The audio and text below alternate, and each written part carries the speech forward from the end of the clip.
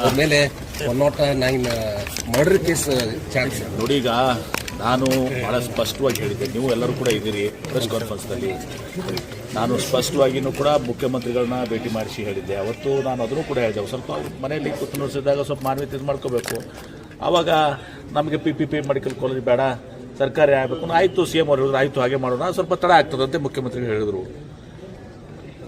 ಅದಾದ್ಮೇಲೆ ಇವ್ರು ಅರ್ಥ ಮಾಡ್ಕೋಬೇಕಾಗಿತ್ತು. ಅದಾದಮೇಲೆ ನಾನು ಪತ್ರಿಕಾಗೋಷ್ಠಿ ಮಾಡಿ ಹೇಳಿದ್ದೀನಿ, ಮಾಡಿ ಸ್ಪಷ್ಟವಾಗಿ ಹೇಳಿದ್ದೀನಿ, ಏನೂ ಇದು ಬಿಡಲಾದೆ ಒಂದೊಂದು ಶಬ್ದವನ್ನು ಕೂಡ ನಾನು ಅವ್ರಿಗೆ ಇದು ಮಾಡುವಂತ ಹೇಳಿದ್ದೀನಿ.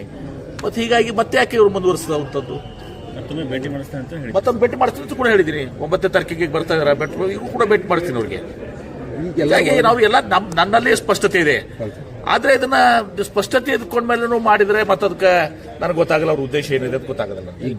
ಪ್ರಮುಖವಾಗಿ ಎಲ್ಲರೂ ಒಳಗಡೆನೆ ಹೋಗಿದ್ದಾರೆ, 6 ಜನ ಯಾರು ನನಗೆ ಗೊತ್ತಿಲ್ಲಪ್ಪ. ಅದು ಕಾನೂನುವಾಗಿ ಮತ್ತೆ ನೀವು ಪೊಲೀಸರಿಗೆ ಕಪಾಳು ಹೊಡೆದು ನಡೀತದ?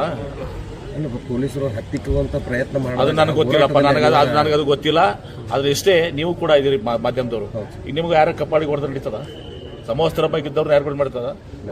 ಸುಮ್ಮನೆ ಸ್ವಾಮೀಜಿನೇ ಇರಲಿ, ಯಾರೇ ಇರಲಿ, MB ಪಾಟೀಲ್ ನಾನು ಕಪಾಳಿಗೆ ಹೊಡೆದು ನಡೀತದ? ಯಾರು ಪೊಲೀಸ್ ಆಸ್ಪತ್ರೆ ಹೊಡೆದು ನಡೀತದ? ಅದೇನಾಗಿದೆ ನನಗೆ ಗೊತ್ತಿಲ್ಲ.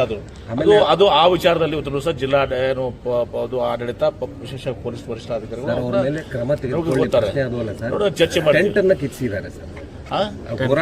ಹೋರಾಟಗಾರರು ನೀವು ಹೇಳ್ತಿರಲ್ಲಪ್ಪ. ಇಷ್ಟೆಲ್ಲ ನಾನು ಹೇಳಿದ್ಮೇಲೆ ಮತ್ತೆ ಅದನ್ನು ಹೇಳಿದ್ದೀನಿ.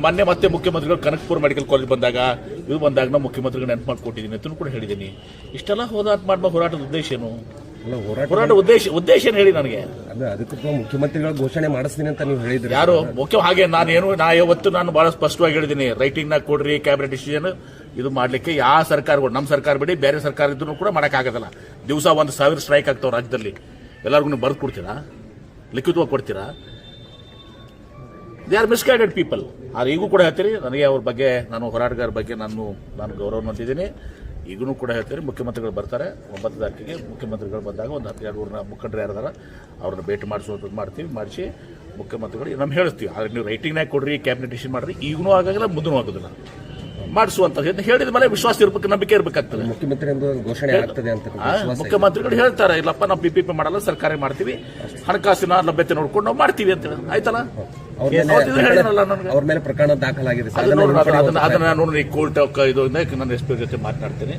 ಇವತ್ತು ನನಗೆ ಪ್ರೊಸೆಸ್ ಇರ್ತದೆ, ಮೋಸ್ಟ್ಲಿ ಕಾನೂನಾತ್ಮಕ ಪ್ರೊಸೆಸ್ ಇರ್ತದೆ. ಆ ಪ್ರೊಸೆಸ್ನಲ್ಲಿ ಇವತ್ತು ಸಹ ಅವ್ರಿಗೂ ಕೂಡ ಏನು ಸಹಾಯ ಮಾಡೋಣ.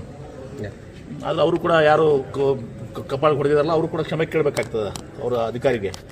ಈಗ ಸಮವಸ್ತ್ರದ ಮೇಲೆ ಕೈ ಮಾಡೋದು ಬಹಳ ದೊಡ್ಡ ಅಪರಾಧ. ಅದನ್ನ ಕೂಡ MB ಪಾಟೀಲ್ ಮಾಡಿದ್ರು ಕೂಡ ತಪ್ಪೇ, ನಾನು ಮಾಡಿದ್ರು ತಪ್ಪೇ ಅದು. जुड़े रहिएगा आपके अपने चैनल बीजापुर समय के साथ।